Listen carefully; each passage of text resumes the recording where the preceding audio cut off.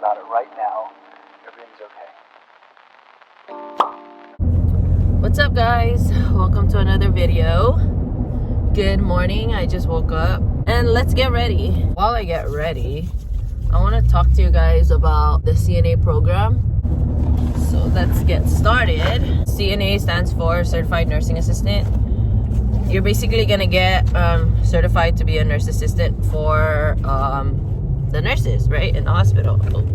You get to work in the hospital, you get to work in the clinic. Here where I live in Guam, there are different companies that offer courses. So there's Marianas training. There's also the college route. GCC is our community college, and then UOG is our university. So the one that I got accepted into was the community college, which is GCC. So when I called GCC and I asked them, how they signed up was I gave them my email, and then whenever there was there's like a boot camp, they called it like CNA Bootcamp. So whenever the boot camp was available, then they would send me an email. And then fast forward, one day I got an email from them saying that there's gonna be a boot camp, and if I'm interested, I respond to the email, right? So of course I'm interested, and I responded to the email. Okay. And then once you respond to that email and then they acknowledge it, they're gonna send you a follow-up email that contains the orientation date, the information, and then some kind of pre-registration documents and requirements you need to bring. The CNA program is free and it's 1 month long, so I took it May to June, okay? So now I got the email, whatever, I got an orientation date, right? The requirements for the pre-registration is you needed to bring a copy of your ID. So it could be a passport, it could be your driver license, whatever, right? You need to bring your vaccination card, your shot record, and you also need to bring a transcript, whether it be your high school transcript or your college transcript, right? Like for me, in my case, since I already graduated, I ended up using the college. In the orientation day, they give you the syllabus, and they give you the list of skills that you would need for the skills exam later on. Also in that orientation, this is the time where you submit all of the documents, right, for the pre-registration. They're gonna start to create a file on you. So after the orientation, what I did was I went to the admissions place, right, the admissions building, and then I got my ID because again I was a new student. I didn't have an ID. And if you're a new student, the first ID that they give you, it's free. Now if you lose that ID and you want to get a second one, I believe you have to pay about like $5 to get like a replacement. So the CNA Bootcamp is a 4-week program, okay? So in the first 2 weeks, the first week, the second week, all you're gonna do is just learn the material. You're just gonna hit the books, try to absorb as much of this information as possible. The third week, you're gonna do clinicals, right? So for that whole week, you're gonna be at the hospital doing clinicals. Whatever you learn in the book, you're gonna do it now hands-on. Sometime towards the ending of week 2, you're gonna have a BLS training. And in the BLS training, they teach you about CPR. What it means, it's basic life support, BLS. If you pass, you're gonna be certified. Like they're gonna give you a BLS card. On top of that, they're gonna give you this pouch that contains like a mask, right? I'll put the picture here. We have week 4, which is the final week, right? During this final week, we're gonna go to 2 more trainings, the work ethics training and then the work keys training. Sometime during the week, we're gonna start up filling up the process of our application for the examination. The program is free. They provide you the books, the workbook, the medical supplies, like they provide you a BP cuff, the stethoscope. They also pay for your training, so they pay for the BLS, the work keys, and the work ethic training. They also pay for the exam of the to get certified, right, as a nursing assistant. What's not free and you have to pay out of pocket are like the extra requirements that you need. So for example, like police and court clearance, drug test, your physical exam, PPD, that kind of stuff. Stuff like your scrubs that you wear for your clinicals, that's also not covered. We talked about the pre-registration period, which the requirements there. Now we're gonna talk about the clinicals. When I did clinicals, I did it at GMH Hospital, Guam Memorial Hospital. Before you even start clinicals, you need to submit these documents because the hospital, they need to kind of like check to see if you're good enough to work there, I guess. Because again, if you really think about it, you're going to be working in the hospital environment, and so there's a lot of like contamination involved, bacteria, you know, stuff like this. And so they need to see that you are able to work there in that kind of environment, right? So the requirements you need is you need a police and court clearance, you need a vaccination card, you need a form of ID, so that could be like your driver license, passport. You also should bring your student ID. You also need a flu shot, you need your physical exam, you need your BLS cards, and you need to also buy scrubs. And in this case, we were able to either choose to wear white or black shoes. Or your PPD test, which is the skin test. If you're negative, you could just submit that, your results. But if you're positive, you need to get clearance, right, from public health. And in my case, I was positive, so I had to go to public health to get clearance. But in order for them to release clearance, you need to show public health updated chest x-ray. So I had to get a chest x-ray and then submit that document to public health. And then they gave me clearance. And then you submit that, and then they go through it. Then if everything's good to go, you begin clinical. Now we're going to talk about the requirements for the exam. The exam meaning like after all of this program is done and whatever, you take an exam to get certified, right, as a nursing assistant. So the requirements for that is, again, you need your police and court clearance, but this time you need to submit an original form. So if you're smart, or like if you think ahead, right, what you would do is when you initially first get the police and court clearance for the clinicals, I would just make a copy and submit the copy for the clinicals. But I would keep the originals because when you start applying for the exam, you need to provide them the original copy. You need two 2x2 passport IDs. You need your transcript, so the high school and the college transcript. Remember how you submitted this already in the pre-registration? You can actually get that back and then use it for this. Your application needs to be notarized. So for me, I got my notarized. I went to Coast 360. I was already a member there.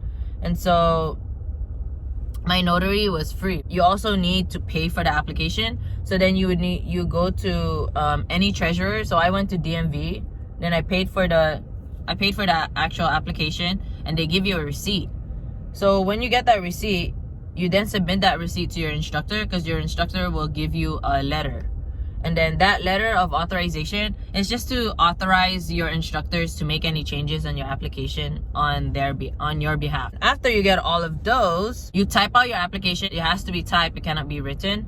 You fill up your application, and then you create like a file. You submit all of those requirements to your instructor. The instructor will then submit all your files to the Guam Board of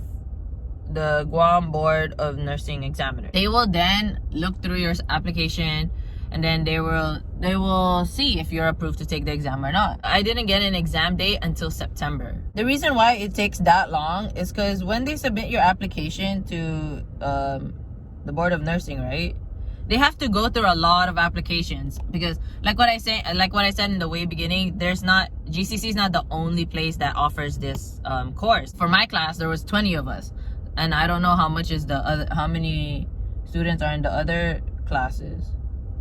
But yeah, that's basically it, right? And then, so on September, I get an email from my instructor, and she says that we're gonna have a closing ceremony. And in that closing ceremony, she's also gonna provide like an update on our exam day. Like, they recognize us for completing the course, basically, right? And they gave us our certificates. So in the certificate packet, it contained our certificate of completion of CNA Bootcamp, certificate of like completion of the BLS, completion of the work ethics, and the work keys. So the exam is a two-part, right? There's a written portion, and then there's a skills portion. Come exam day, when you're gonna take the written, you go to the room, and when you enter the room, there's a sign-in sheet, right? You sign in.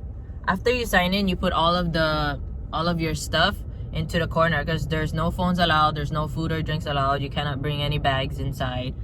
So you put that in the corner, right? After that, the examiner will then escort you to your seat. And in your seat, like in the table, there's 3 things that are only allowed there, which is the workbook, your answer sheet, and number 2 pencil. Because for the exam, it's a 2-hour exam with 70 questions. So 10 of those questions are not counted. And then on top of that, another 10, you're allowed to make an error, right? So in theory, in order for you to pass the exam, you need to get at least 50 out of 70 questions, right? And then, so the exam is more of like, it's multiple choice. It's more of like a SAT 10 format where you bubble in your answer. That kind of vibes. I advise you is after you're done with your exam, don't just submit it, look through it just to double check if, your answers are correct and whatnot. And then, so the exam is a two-hour exam with 70 questions. So 10 of those questions are not counted. And then on top of that, another 10, you're allowed to make an error, right? So in theory, in order for you to pass the exam, you need to get at least 50 out of 70 questions, right? And then, so the exam is more of like, it's multiple choice. It's more of like a SAT 10 format where you bubble in your answer. That kind of vibes. I advise you is after you're done with your exam, don't just submit it, look through it just to double check if, your answers are correct and whatnot. and then you submit it. So I had time, right? Because I finished in an hour. I reviewed it and then I submit it. Because once you submit it, examiner will then tell you to leave, and once you leave, you're gonna go back inside. Most of the questions are situational based. It's very easy for you to spot which answers are not correct and which answers are correct, if that makes sense. The next day, I then went back, right, to the same place. We had the exam at GCC. So I went there, and then it was time for my skills, right? Again, you're gonna run through the same process. You go to the room, you sign in, and then you essentially perform the skills. So for the skills, they give you a time frame of 15 minutes, and they, out of the skills, remember that checklist, the skills, or that skills list that they gave us in the orientation? They give you 5 random skills out of those 22 skills that are listed. I'll show you the paper here, but as you can see, there are some portions that are highlighted, right? The green highlight. So my green highlight are the bolded parts, and these bolded parts are the crucial parts that you need to make sure that you perform on the day of the exam, if you get that skill, right?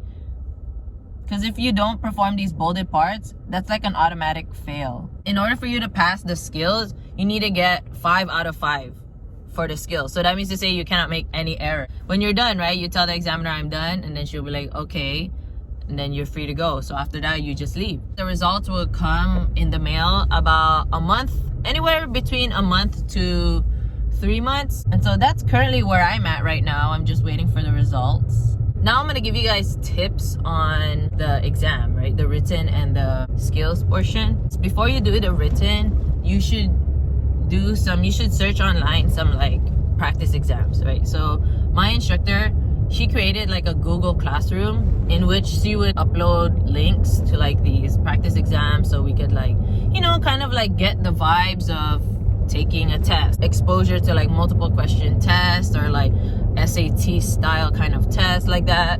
For the skills now, these skills, it ranges from different things. So you have like mouth care, you have perineal care, catheter care, there's ambulation involved, transferring patients, there's like vital signs involved, bed baths, stuff like this, right? From all of those, they choose 5 random. In your beginning phase, right, this is where you're going to be entering the patient's room. So you're going to knock on the door, acknowledge the patient, say the patient's name. You're gonna then introduce yourself, what's your position, and then what procedure you guys are gonna be assisting with, right? Okay, and then followed by you wash your hands and you provide privacy with the curtain. Okay, that's the beginning phase. Now the middle phase is you're gonna actually do the skill now, the whatever skill you need to do, right? So that's what you're gonna do, perform the whole thing, and then that's your middle phase.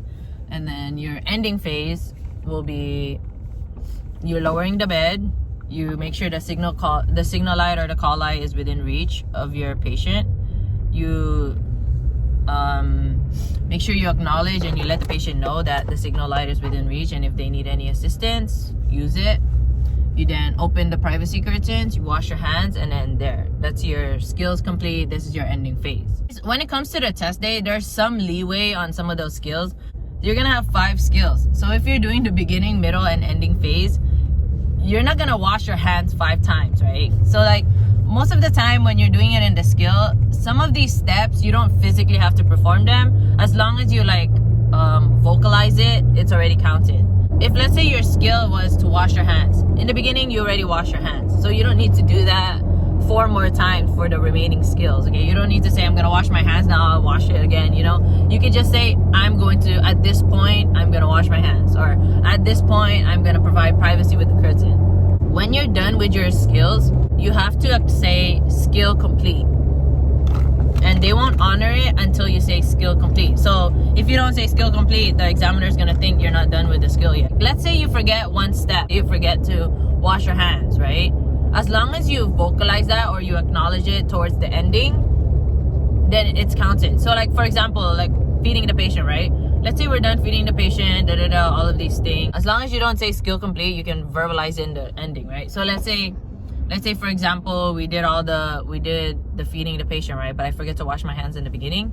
As long as I say, oh, in the beginning I forgot to wash my hand and I forgot to provide privacy with the curtain, and then now my skill's complete, right? So as long as you vocalize that before you say your skills complete, it's counted. Let's say you say skill complete, right? And then you say, oh, I forgot to wash my hands in the beginning. Then that part is not counted, okay?